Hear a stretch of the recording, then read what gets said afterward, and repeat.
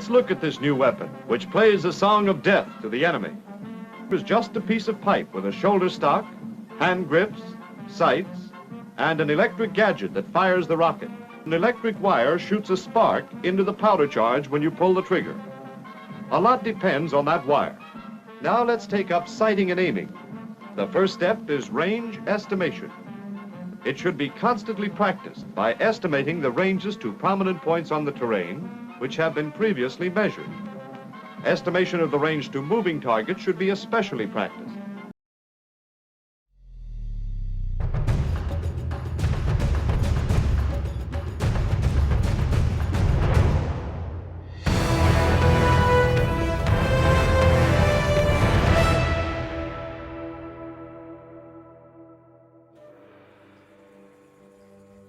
What's up, everyone? You got Mind Circus here with you, and welcome to Mind Over Meta Open World Builds. It's been a hot minute since we delivered anything, and today we are going to be taking a look at Power Mechanist. Hey, before we get started, if you are new to Guild Wars 2, new to the channel, just haven't done so yet, I am currently farming likes and subscribes in an effort to build the channel, and if you want to hook me up with one of those just below the video, that would be outstanding. So it was about 2 weeks ago that ArenaNet delivered what is probably about the most contentious balance patch I've ever seen them deliver in this game in my short time playing it. Short time, about 6 years.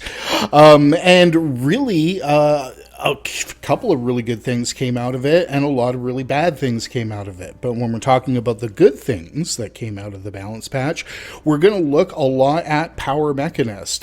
Specifically, we saw some pretty serious bumps to rifle, and when we bring rifle together with the Power Mechanist, we do get a really cool kind of gameplay. It's simple.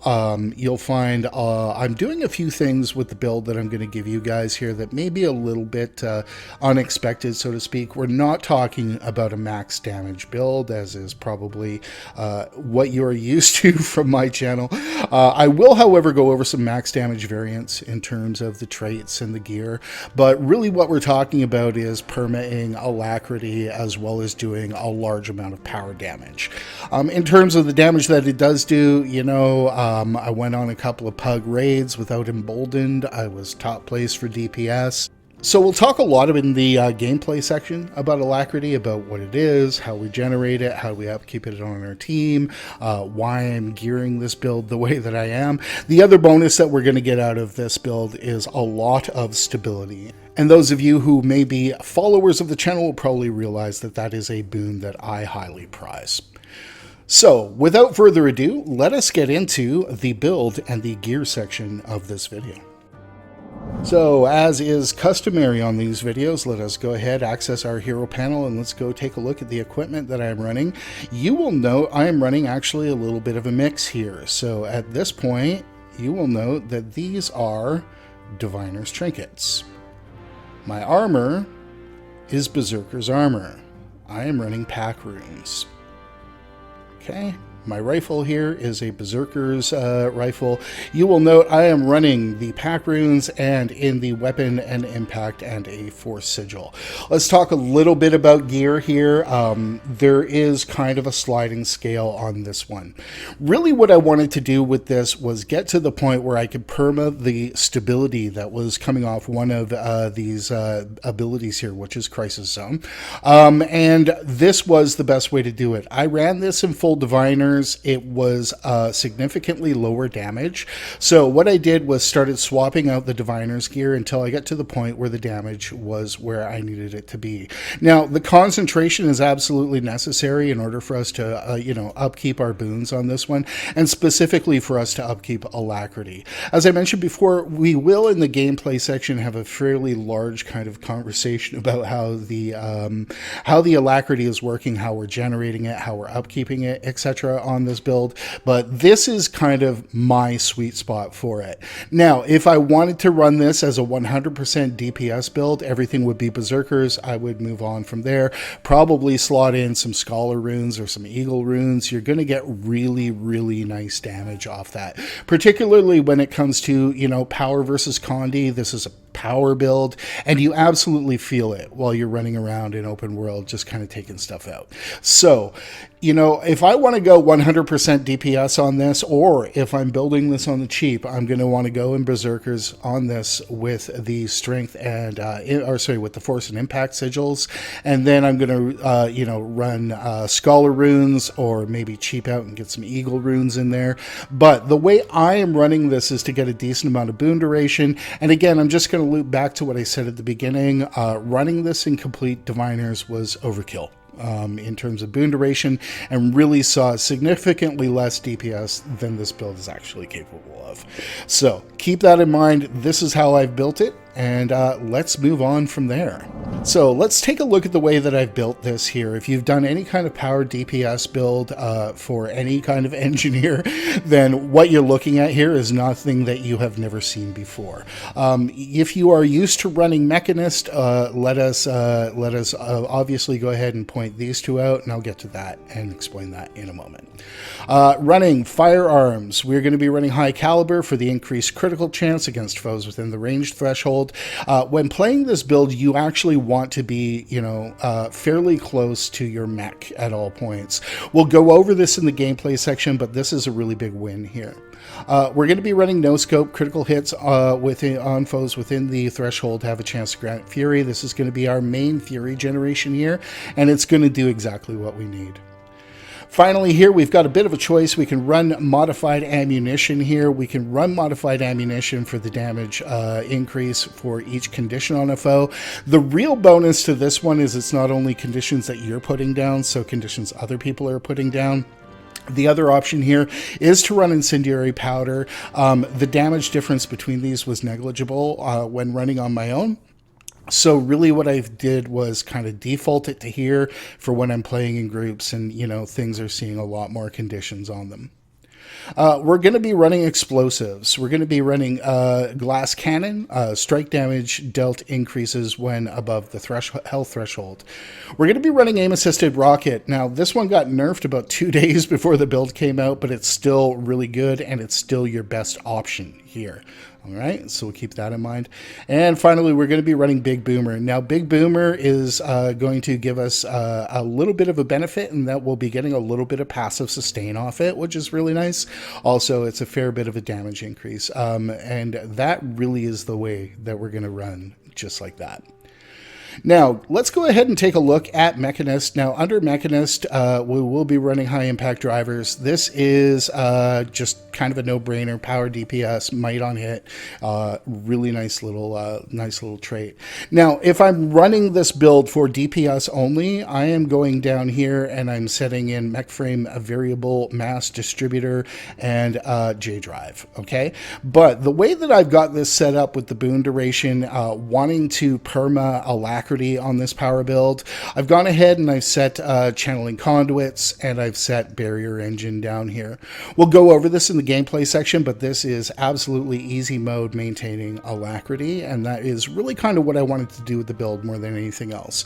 But that said, if you are going back to what I said about the armor, putting this into the Berserker's gear, then absolutely you're going to want to go down here and set these two as seen. And really, my friends, that is build and gear. So let us take, and it feels like it's been forever, a few moments, and let's go over fashion. So the fashion breakdown on this one, I went heavy Cantha style on this with some of the new cosmetics. This hat though, tell me this hat isn't one of the most amazing things you've ever seen in this game. I love it. All right, let's take a look at how this all comes together here. I am going to be running the Jade Tech hat. Now, the Jade Tech equipment, you'll note I'm also running that for the coat, is gained in the End of Dragons content at the unusual coin vendors. You will have the ability to go ahead and put that armor together. I am a really, really big fan of the medium of this on Asura. Absolutely fantastic. So, big fan of that one. Let's continue our journey. You will note I am using the shoulder scarf. The shoulder scarf is a gem store item that I highly prize, particularly looks really fantastic on Asura. So we'll definitely go ahead with that one. As mentioned before, the Jade Tech coat. The Jade Tech coat also really dyes nicely. Guys, that's a really great piece. Going to be running the War Beast Van Braces. Now, the War Beast Van Braces I have chosen because of the way that they kind of, with a little bit of Jimmy leg, match the glow on the hat. I will just set the correct expectation on this, though. The hat glow does not pick up the same as the War Beast kind of edges there under some lighting conditions. The hat glow doesn't glow as well as a lot of the other glows in this game, so we'll just keep that in mind. So there are some lighting conditions where they look appreciably different, but under most lighting conditions, it absolutely works fantastically. Taking a look at the weapon, you will note I am using the Whisper Secret. So there we go. Big fan of the Whisper Secret weapon collections. You may or may not know that as you're working through the personal story, one of the story steps involves us choosing an order for our characters, either the Priory or the Whisper, etc. And really, when you choose Whisper of Secrets, or any of them, they've got their own vendor, which you can go to. So you go to your order vendor, there's an armor set and a weapon set available for each of them. Very, very nice weapon skins, particularly if you don't have a lot yet, so it's one good place to start looking as you're building your fashion collection. But this rifle skin just still stands out as one of the better rifle skins in the game. Tried a lot of different ones, burned a lot of transmutation charges, but this is where I kind of settled. As for legs and feet, well, you can't see them on this character, so it really doesn't matter. The other thing that I will point out to is, shock of all shocks, I'm running a back piece. I rarely run back pieces. I usually keep these hidden these days. Running the back piece here, this is another order-specific pieces of equipment. As you're working through the Heart of Thorns story, you will get a collection open up for a backpack, or a series of backpacks that gets bigger with every iteration, and I really like the way that kind of came together, so I threw that on her back, and for one of the few times, we will leave a back item on. That said, let's pop over into the dyes really quickly, take a look at how our dyes come together. A really good example of having to pick different dyes for different materials is the hat and the jacket. If we take a look, I'm running Shadow Abyss, okay, on the hat, and I am running Glossy Black on the jacket, which I think gives us the kind of the right way. I am also running Enameled in Blaze for some of the more orangey bits here on the hat, and Incandescent in the hat on the War Beast gauntlets. I'm running Golden Lion, I'm running Harrowing Maroon and Enameled Brass.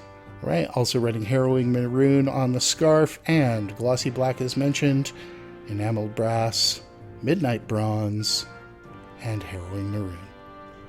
So, with all that said, let us move on with our lives, and let's pop over into the raid training area, and let's see how this all comes together. So once again, we find ourselves in the raid training area where we will go over a few different things about how to play this build. Let us touch on the bar here for a few moments, why I have made the choices that I have made. Made them really to maintain a very simple gameplay.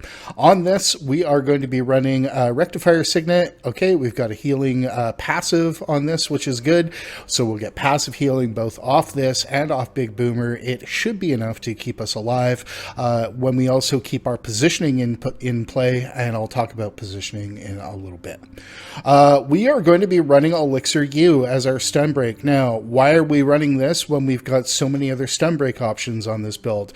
When I say that, we have a stun break available here on Crisis Zone. We have a stun break available here on Shift Signet. The reason why we are running a separate stun break on top of these is because we want to be firing Crisis Zone off cooldown, and we don't necessarily want to be using Shift Signet except under kind of oh shit circumstances.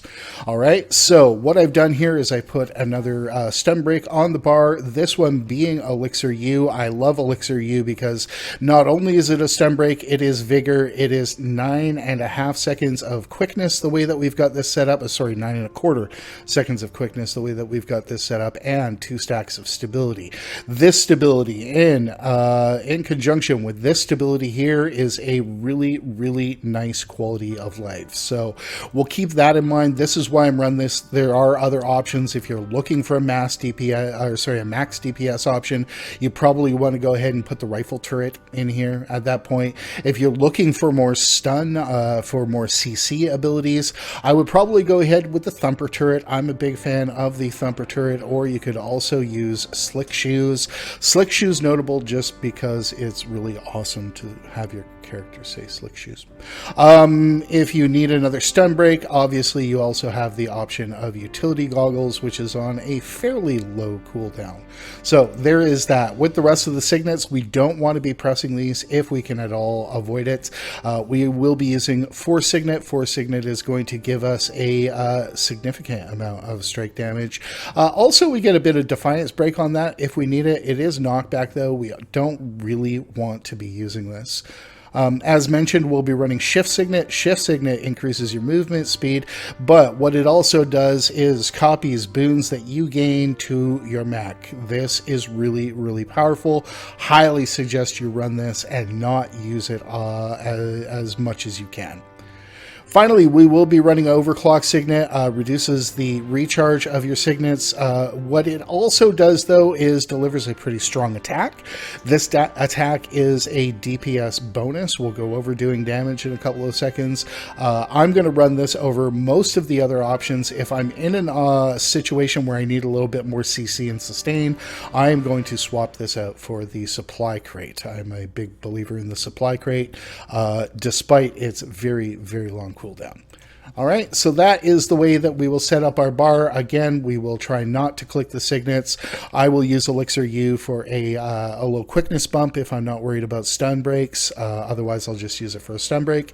And again, we can fire the J Buster Cannon whenever we like, but that really is the main value. The other thing that we get off this, and let's just touch on this, is if the mech goes down, this can actually summon a new mech, which is really kind of helpful in certain circumstances. You won't run into situations where the mech dies very often in open world. It takes a lot to put the mech down, and the mech is actually impervious to, various things for some reason or another. That's the reason why it's functionally better than a ranger pet. It's the reason why there's a balance problem with this class in the first place. It's just the durability of the mech and the way that it's mitigating certain mechanics in the game. But that said, respawning it every once in a while does become an issue. It's bound by the same problems as a lot of the other AIs in this game, in that the intelligence is absolutely largely artificial. So with that said, let's start to talk about Alacrity. Now, Alacrity, if you remember the way that we have our build set up, and I'll bring that up here in a moment, is generated off 2 traits on our build. Let's pull this up here and let's take a look. So first we will be getting mech frame channeling conduits, which gives us a crisis zone.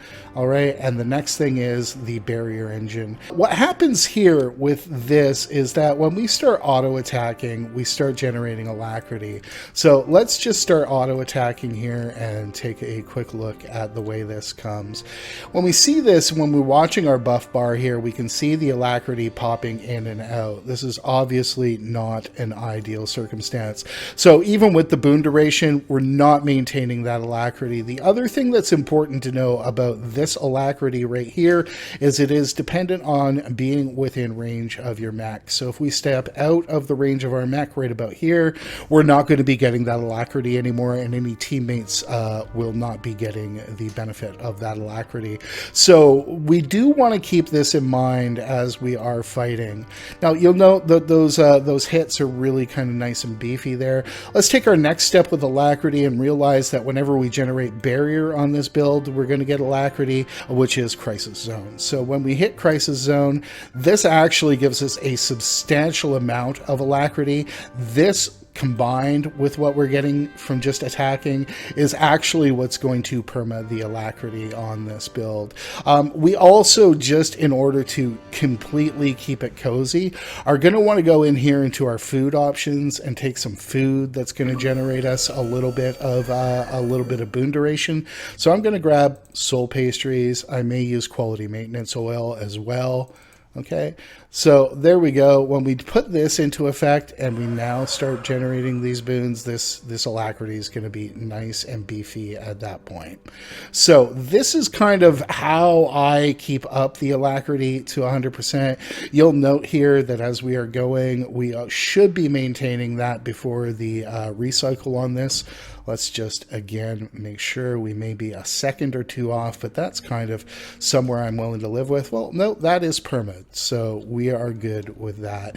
And that really is kind of the way that I've set it off. If you need more flex in terms of the boon uptime in order to keep that boon permit, and there isn't much of a window here, this does need to be hit pretty much off cooldown in order to maintain that alacrity, then what you're going to do is take a look at more boon duration in terms of say more diviners gear versus berserkers, but that's how I have it set up.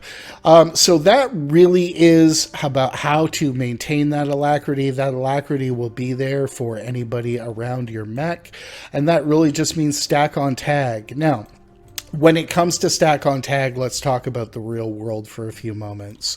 Let's bring this golem back up and let's start attacking it.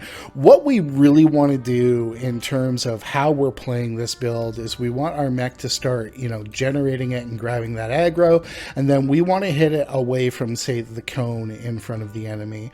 So the enemy will generally, under any other circumstance, kind of turn to start attacking the mech, and that will mean that really we want to be anywhere from here to kind of maintain a bit of a safe zone. We don't want to be back here as far as possible with our rifle, because again, we're going to lose the benefit of the alacrity. As I mentioned, we're also going to lose a bonus to our critical rate, as you saw in our build. Let's just pull this up really quickly and take a look at high caliber, which is increased critical chance against foes within the range threshold.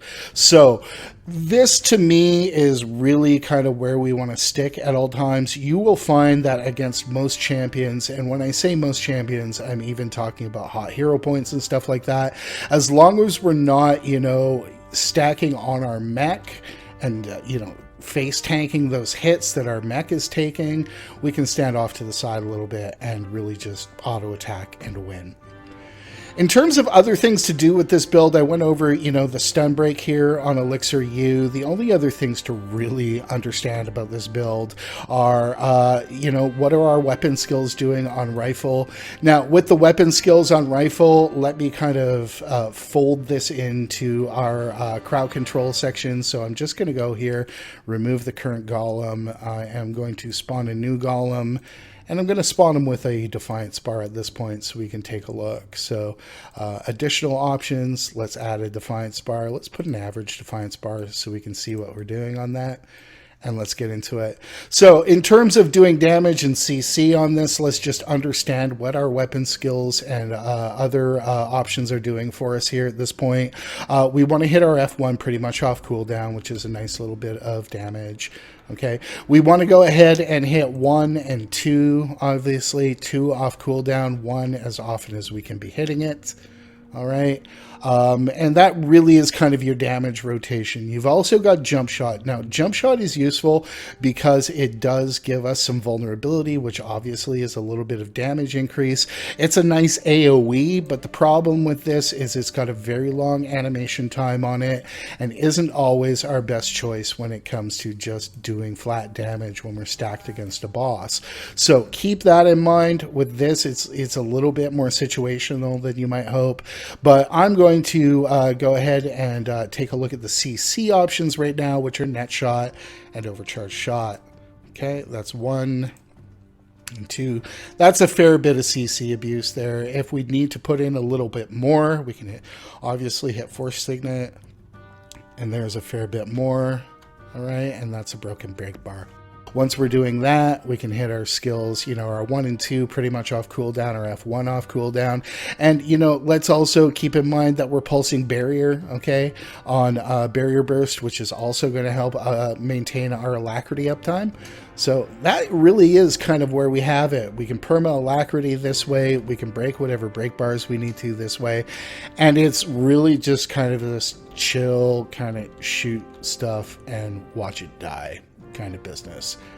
I don't want to really overcomplicate it because it's not the most complicated thing in the world. If we need a little DPS bump, we can obviously just go ahead and bring the quickness up on us. That'll help. And we can just keep those boons, That's every boon in the game almost, isn't it? I mean, what you going to do about that? Nothing. You're just going to sit here and wail on stuff all day long. That, my friends, is Power Mechanist of the rifle variety. One of the bright shining lights, one of the few bright shining lights off the recent balance patch. Gonna recommend you get into this one. Really, it's kind of simple, brain dead, spam a few buttons, keep a really relevant boon up on people. It's really good for kind of weaving in and out of fights when you need to learn mechanics. It kind of keeps that pressure up and that, constant power pressure at all times. And I think that's where we're going to leave it. A couple reminders. There's a link in the description down below for the new Mind Over Meta Discord. Come and join us if you like. We would be glad to have you along. Not a lot of people there now, but we are just kind of building it.